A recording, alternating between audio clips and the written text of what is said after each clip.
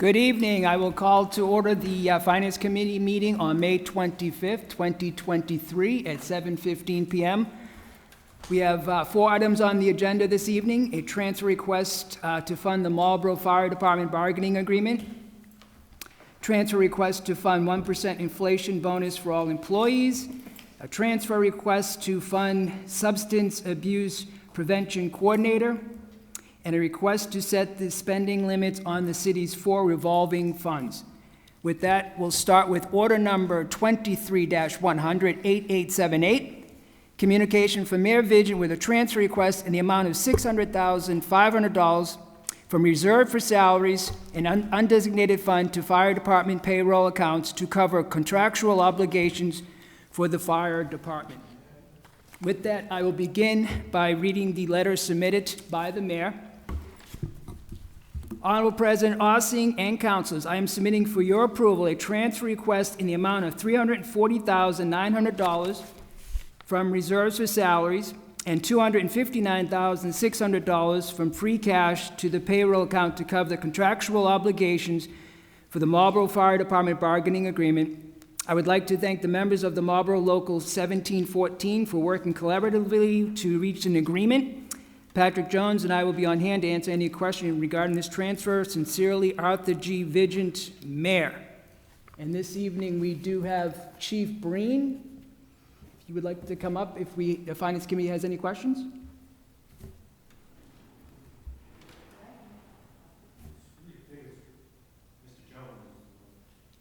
Sorry. Per the letter. Per letter. Any questions for Director Jones? Actually, I have a question for the mayor. Is the mayor here? Negative. Okay, because it does say he'd be here to answer any questions. I don't want to put staff on any difficult question I may have. My question is related to the fact that we are going to be negotiating after next June again. So my question to the mayor was to be, why so late in the game? And the question is related to the fact that this started 2021.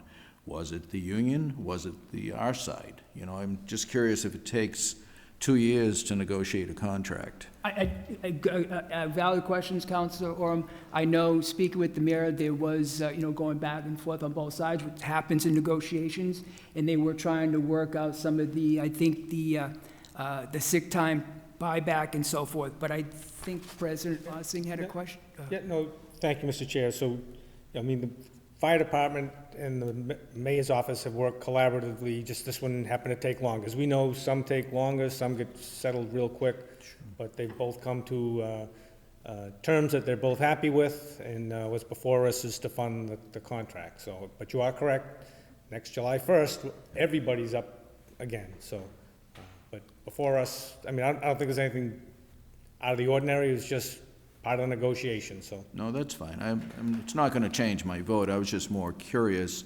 And as you just noted, all the contracts are up again next July, so a lot of work that's going to need to happen. And hopefully, from any lessons learned from this contract, that the next one will be a little easier, I hope. But thank you, Mr. Chair. Thank you, Mr. President. Thank you, Mr. President. Councilor Perlman. Thank you, Chair Irish. I was just going to reiterate my appreciation for the negotiation to fund this contract. I know we received the actual terms of the contract as well via email, and I really appreciate reading through that. I was just curious if that's also publicly available or if that's like a private communication between us and the city and the local. If I could, I would check with legal before distributing anything like that. Thank you, Mr. No, I was just curious if that was, I know it was sent to us and it wasn't part of the packet, so I was just curious about that. No, I'm completely in favor of it, so I would motion to approve this and a request for a suspension on the June 5th meeting. I will second that. Motion has been made and seconded with a suspension, to approve order number 23-100-8878, transfer request to fund the obligations for the fire department, payroll accounts, contractual obligation for the fire department. Any further discussion? All in favor? Carries 5-0.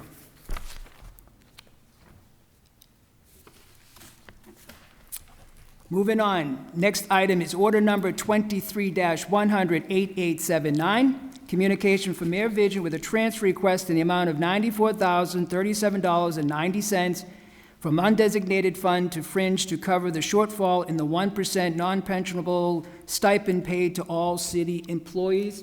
I'll read the letter submitted by Mayor Vigent. Honorable President Ossing and councilors, I'm submitting for your approval transfer request in the amount of $94,037.90 from free cash to fringe account to cover the 1% non-pensionable inflation bonus for all employees.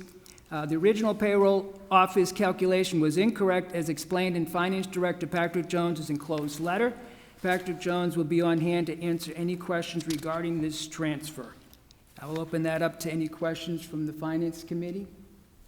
Council Orm. If I may, and Patrick, if you can help me on this, or Diane, either one. So 1% of our total salary, how many employees do we have in Marlborough for this 1%? If you have it, if you don't, I was just curious why we're off so much. Sure. So when we did the 600, if I can just give you a little bit of background. When we do some of these transfers, they are estimates. So for an example, when we did the $600,000, before we come to council and we ask for that money, we go through the 700 or the 1,100 or 1,400, employees, fire department, and so forth. And we do a lot of work, but it is an estimate. This particular year, and we've been pretty good at getting pretty spot on, and we give ourselves a little bit of a buffer. This particular year, the methodology that we used and the communication that was involved, there was a miscommunication, and there were multiple parties involved. And so I'm taking full responsibility for that because there's multiple parties that were involved, and we learned from it. But normally, we would never be off this much money. So I just want to recognize that when we did the original estimate, when the decision was made to do it, that $700,000 that we came to you with was an estimate. And then it wasn't until the day that we actually had the payroll run in the system that my staff immediately came upstairs and said, we're short from the transfer. And at this time,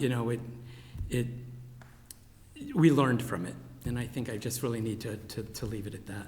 That's fine. And if I may, it's a nice gesture. I'm not, and it's unfortunate. I just didn't know if we had a correct number for anyone in the future that's looking at potential for another increase, and again, that's why I asked how many employees. So about, sure.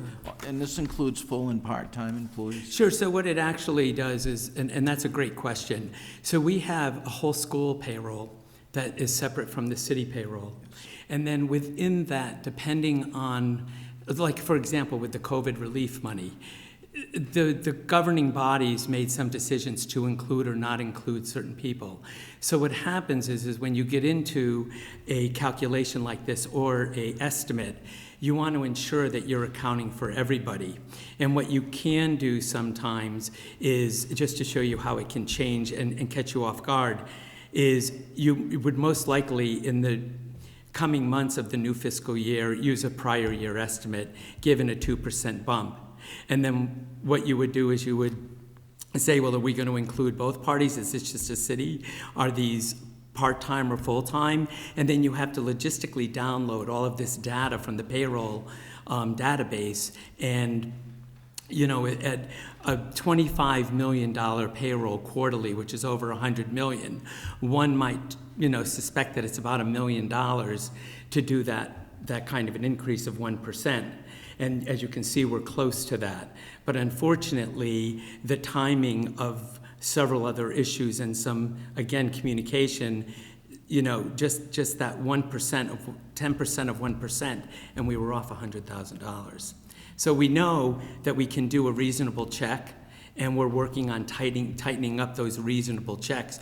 But if I could turn this on a positive spin, in the time that I've been here, we've done, I believe, 3 or 4 transfers to cover large volumes of payroll that had to be retro or catch up. And this was the one time that we erred, because I believe, for instance, we worked very closely, the payroll department worked very closely with Chief Breen. So, we feel his whole department. So we're pretty confident that number that we're using is, but we won't actually know that until we actually now go in and pay all of these employees. We've moved the money, you've approved it in your last motion, but we're now going to go to the payroll machine and we're going to pay all these people, and we suspect that we're going to be within a less than a 1% error, but we won't know that till we do a consular. Okay, and does this include the school personnel as well, or is just this? Yes, the school was School included and in this city. 1%, yes. That's quite a few employees then. You said around 1,100? I believe right now we have almost 700 or 600. It's hard to say, we're getting into June, but we do have more employees on the school side than we do with the city. So, And again, a nice gesture. Both departments that fall under the city council, both our department and the city clerk's department that fall under the city council, we benefit from it too. So just for full disclosure, we're voting a little bit on what we also were part of. Thank you. sure. Councilor Dumas? Thank you, Mr. Chair. Will you need a suspension to get this transfer? Can I, Mr. Chair, can I Thank you, address Mr. President. that? So thank you, Councilor Dumas. My recommendation is for the last three items to not suspend the rules. Okay. And we potentially may suspend the rules at the June 5th meeting, but Okay. we've got some items that we're working with the mayor, and we'd like to see that they come before us. Just So, making sure. thank you. Thank you. Thank you, Mr. President. Councilor Doucette? Thank you very much, Mr. Chair. So my question, has all the payments gone out and you're trying to backfill, or is it that Well, you what paid we what you had could to in and this then? particular case, we are in a negative. Okay. And the reason why that was the case is because there are contractual obligations to this Sure. commitment. We have unions in the city, and they signed memorandums of agreement. And so we were sort of, and we've used that practice in the past, and we've never been off, so it's never been an issue. Or I should say, in my time, the MOUs were in place, and because we did a COVID stipend and something a year before, and there were MOUs involved. And and what I did was I gave myself a $25,000 buffer in this, and knowing that people were leaving, people were coming on, there could be salary adjustments and stuff like that. And so because MOUs were involved, if we didn't fill it, now we're sort of, because when you sign the MOU and you put it through, you've now committed to those employees that you'd pay it on a specific date. Right. Okay, so the payments have all gone out and you're just trying to backfill the cash. Exactly. Okay, thank you, appreciate it. Thank you, Councilor Doucette. Councilor Perlman? Thank you, Chair Irish. My question is around, I know you mentioned the number of employees might have shifted, so if people have left the City of Marlborough employment, I guess what date were they covered under this 1%? In this 1%, I believe the date was around March 17th. So it was, you have to pick a specific time, because you have to be able to get those individuals, ensure that they're in payroll, and that you're going to be able to. So at some point, and I believe we did a March around there. Don't quote me. I don't have the specific. I don't have it in front of me, but I believe we did an early March cutoff. Mm-hmm. And then the other part of that agreement was that you had to be present on the week of the payroll that it would be paid, so unless you were retiring.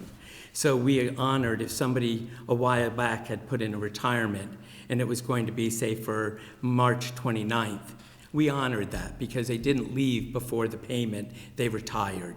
But if you had left the employment with the city, you sort of removed yourself from that opportunity. Okay, no, I was just curious, like, who would have been included? I know we've had some fluctuation in some of the staffing, so that was something I was concerned about. And you mentioned that went through the payroll. Would that be distributed with their regular paycheck, or would it be a separate payroll disbursement? In this particular transaction, we separated it from payroll because it was easier to manage in the ledger. Okay.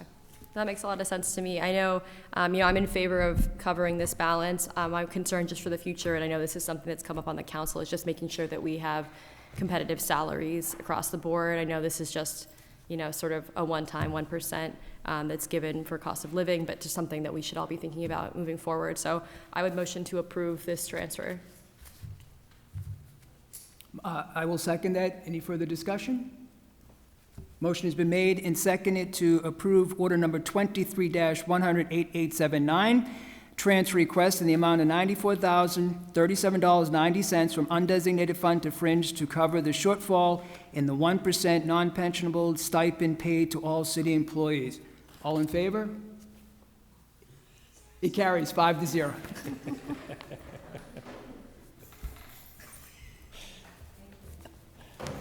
Thank you, Director. Thank you, Director.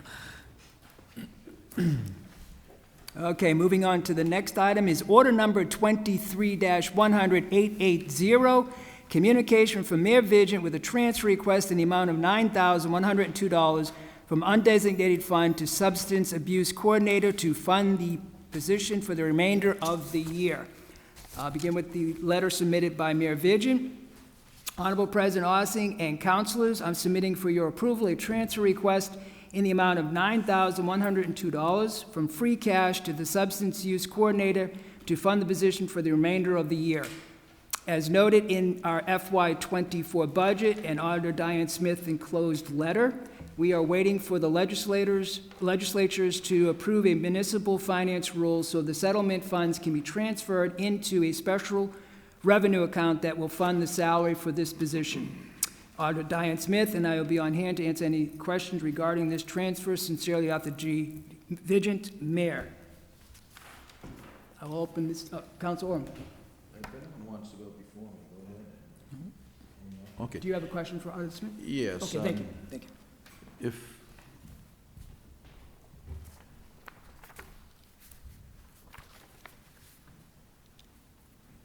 Good evening, Auditor Smith. hello, Diane, how you doing? An easy, maybe not an easy question, but do you know what we're expected to get from this settlement case, the total amount? I don't have those numbers in front of me. I know so far in this fiscal year, we've received, I want to say, $162,000 approximately. But it's going to go out years and years. But I can get those numbers to you. That's fine. And so is the state going to give us a one-time settlement fee that we put in our account, or are they planning the 162 or whatever the case may be per year? It's coming from various sources. There's different companies that are paying money for the opioid settlements. It's not just coming from one source. So it's coming in from different areas. Okay, But I don't have all those numbers in front of me tonight, No, but I can provide not- those to the council. Not needed right now, because I'm in support of this. I just was curious if we're getting it as a one-time settlement fee or if it's going to be spread over the years. But as you get that information, that would be helpful. But thank you. President Ossing. Thank you, Mr. Chair. So Councilor Orm, I can help you. So the city's going to receive $2.3 million over between a 7 and 15-year period from Walmart, Teva, I don't know who they are, Allergan, CVS, Walgreens, 2 from Johnson & Johnson, and some abatement refunds. And they've all got payment terms of 13, 10, 10, 15. So bottom line is $2.3 million within the next 15 years on schedules that there was a DLS bulletin that listed how much we get and when. And thank you, Mr. President. Thank you, Mr. And President. if I may, so that's very, it's music to my ears. It's unfortunate, all the people that have passed due to opioids and unfortunately, the industry that wasn't watching what they should have been watching. But I think that will help us as a city, and hopefully we will spend that money appropriately to help with addiction issues, especially opioids. So thank you both. Councilor Roby. Thank you, Mr. Chair. It's my understanding from what the mayor said at a recent finance meeting or the council meeting that this position is now vacant, but I know you had mentioned that the person needs to be paid a salary. So do you know what that is, that this could be amended to be whatever is needed, not the 9,000 that is proposed? So the 9,000 would have taken us through June 30 if the person had stayed on until then. So the person ended up working for us for 2 weeks. So we do owe them $2,276. So I would ask that we reduce the transfer to that amount to cover the 2 weeks. Thank you, and I'm not on finance, so I can't do that, but Very good question, Councilor Roby. I would so move that amount that was just mentioned.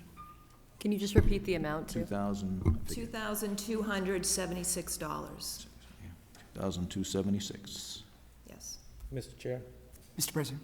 while acknowledged, okay, it's coming from free cash. So if we reduce it, the money stays in free cash. If you leave it as 9,000, it gets turned back into free cash. So whichever way the council wants. It's Thank you, Mr. President. we're not, it's this stage, this late in the budget season, it's good for record keeping, but I'll let the finance committee make a decision, and I'll support either one. Thank you, Mr. President. Good. Councilor Doucette. Thank you very much, Mr. Chair. I think that if there is an opportunity, we could hire someone before the end of the fiscal year, that would be worth keeping the money in the bucket. Yeah, we're not going to spend it all, and as Councilor Larson said, it goes back to free cash. But if we just do the transfer, we can't hire someone until the beginning of the fiscal year. I know it's short time, but, you know, an opportunity may come up. So that might be worth keeping it at the 9,000 level. Thank you. Council Perman. Do we have any additional insight about whether this has been reposted and if there might be applicants that could inform? I mean, I'm happy either way. I appreciate Councilor Doucette's comment. I'm happy making the full transfer if someone might be able to fill this position, but I don't know from our last conversation with the mayor if there were even applicants at this time. I did inquire, you know, when we found out that the individual that accepted the job then resigned, I asked if there was any chance that they would be hiring someone between now and June 30th. And they said that it didn't look that way. I don't think they got a good pool of candidates, and they said it was very unlikely that they would hire anyone between now and June 30th. Thank you, Councilor Orm. I'll remove my motion on that, because I agree with Councilor Doucette that if there's another opportunity between now and the end of June, I know it's only about a month away, so be it. Might even be an opportunity if we don't hire someone, if there's another way to spend this money appropriately so that we can start working on opioid abuse at this point and addiction. So I will suspend my motion to reduce it to the 2,726, I believe you said, and go with the original request, so that way within the next month, if someone comes through to apply, that would be great.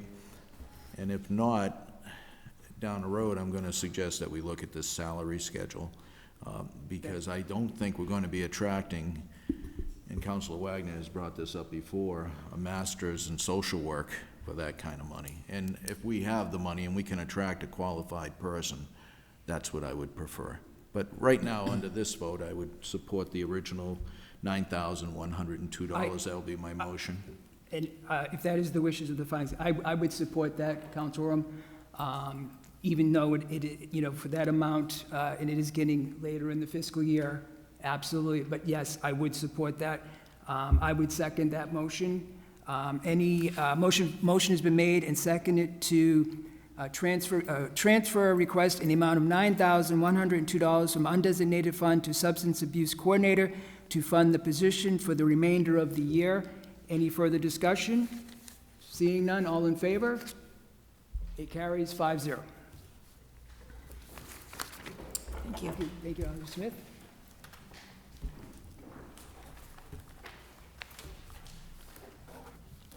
Moving on to the next item on the agenda is order number 23-100-882, communication from Mayor Vigent with the request for the City Council authorization to set spending limits for the following revolving fund accounts: Park and Recreation revolving account, Council on Aging revolving account, Public Safety revolving account, and Water and Sewer revolving account.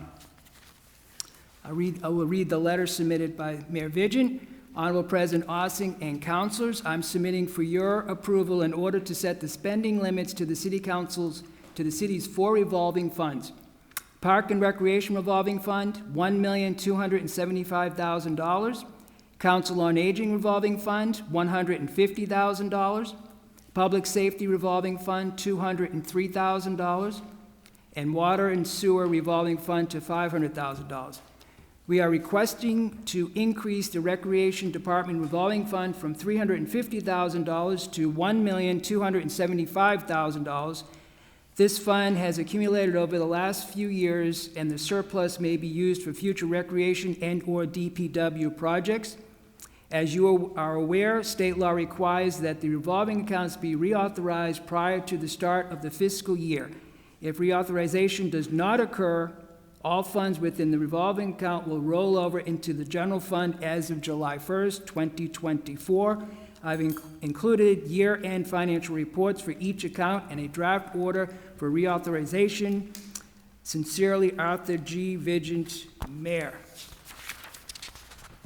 I'll open that up to the Finance Committee if they had any questions on revolving funds.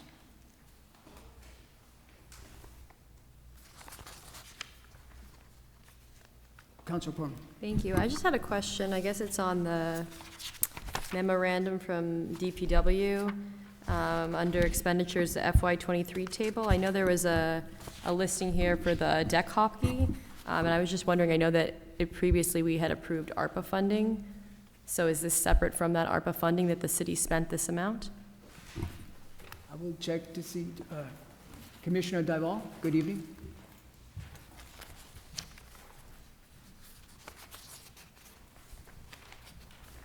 I don't see that.